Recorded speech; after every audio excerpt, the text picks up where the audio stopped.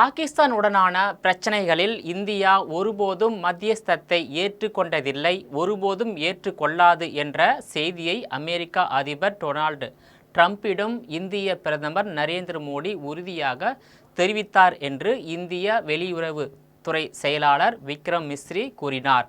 கனடாவில் நடைபெற்ற G7 உச்சி மாநாட்டின் ஒரு பகுதியாக இந்திய பிரதமர் நரேந்திர மோடி அமெரிக்க அதிபர் டொனால்டு ட்ரம்புடன் தொலைபேசியில் உரையாடினார். அரை மணி நேரத்திற்கும் மேலாக நீடித்த இந்த உரையாடலின் போது இந்தியாவின் ஆபரேஷன் சிந்தூர் குறித்து பிரதமர் நரேந்திர மோடி அமெரிக்க அதிபருடன் விரிவாக விளக்கினார்.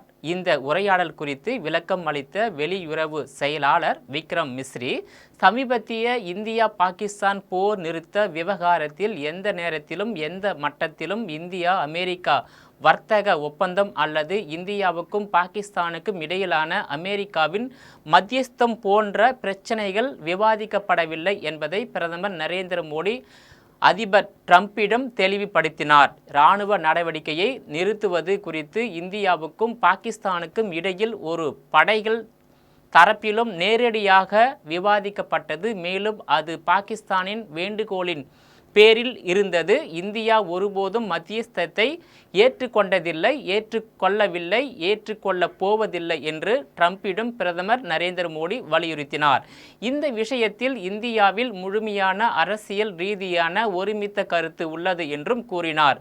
மேலும் அமெரிக்க அதிபர் டொனால்டு ட்ரம்ப் பிரதமர் மோடியின் கருத்துக்களை விரிவாக புரிந்து கொண்டதாகவும் பயங்கரவாதத்திற்கு எதிரான இந்தியாவின் போராட்டத்திற்கு ஆதரவை வெளிப்படுத்தி வருவதாகவும் மிஸ்ரி தெரிவித்தார். இந்தியாவுக்கும் பாகிஸ்தானுக்கும் இடையிலான பகைமையை முடிவுக்கு கொண்டு வருவதற்கான ஒரு வழியாக வர்த்தகத்தை பயன்படுத்தியதாகவும் இந்தியா பாகிஸ்தான் மோதலை முடிவுக்கு கொண்டு வர மத்தியஸ்தராக தான் உதவியதாகவும் அமெரிக்க அதிபர் டொனால்டு ட்ரம்ப் பலமுறை கூறியதை தொடர்ந்து இந்த கருத்துக்கள் வந்துள்ளன.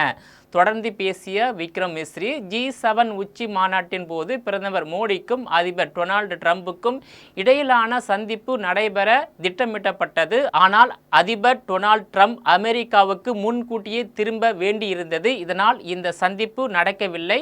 இதன் பிறகு அதிபர் டொனால்டு ட்ரம்பின் வேண்டுகோளின் பேரில் இரு தலைவர்களும் தொலைபேசியில் பேசினர். ஏப்ரல் 22 அன்று பகல்காம் பயங்கரவாத தாக்குதலுக்கு பிறகு அதிபர் டொனால்டு ட்ரம்ப் பிரதமர் மோடிக்கு தொலைபேசியில் இரங்கல் தெரிவித்து பயங்கரவாதத்திற்கு எதிரான ஆதரவை தெரிவித்தார். ஆபரேஷன் சிந்தூர் நடவடிக்கைக்கு பிறகு இரு தலைவர்களுக்கும் இடையிலான முதல் உரையாடல் இதுவாகும். ஆபரேஷன் சிந்தூர் பற்றி பிரதமர் மோடி அதிபர் ட்ரம்பிடம் விரிவாக பேசினார். ஏப்ரல் 22க்கு பிறகு பயங்கரவாதத்திற்கு எதிராக நடவடிக்கை எடுப்பதற்கான தனது உறுதியை இந்தியா முழு உலகிற்கும் தெரிவித்ததாக பிரதமர் மோடி ட்ரம்பிடம் தெளிவாக கூறினார். மே 6 மற்றும் 7 இரவு பாகிஸ்தான் மற்றும் பாகிஸ்தான் ஆக்கிரமிப்பு காஷ்மீரில் உள்ள பயங்கரவாத மறைவிடங்களை மட்டுமே இந்தியா குறிவைத்ததாக பிரதமர் நரேந்திர மோடி கூறினார். இந்தியாவின் நடவடிக்கைகள் மிகவும் அளவிடப்பட்டவை, துல்லியமானவை மற்றும் தீவிரப்படுத்தப்படாதவை என்றார். மே 9 இரவு அமெரிக்கா துணை அதிபர் வான்ஸ் பிரதமர் மோடியை அழைத்தார்.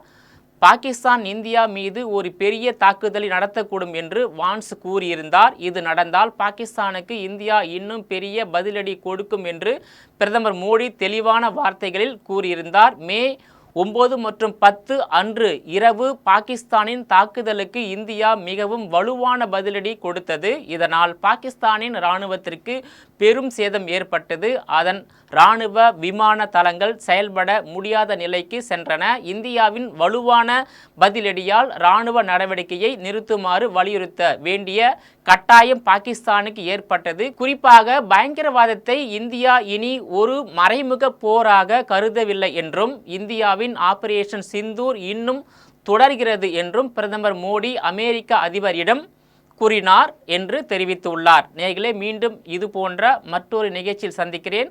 அதுவரையில் உங்களிடமிருந்து விடைபெறுவது நான் உங்கள் விஜயபாலன்.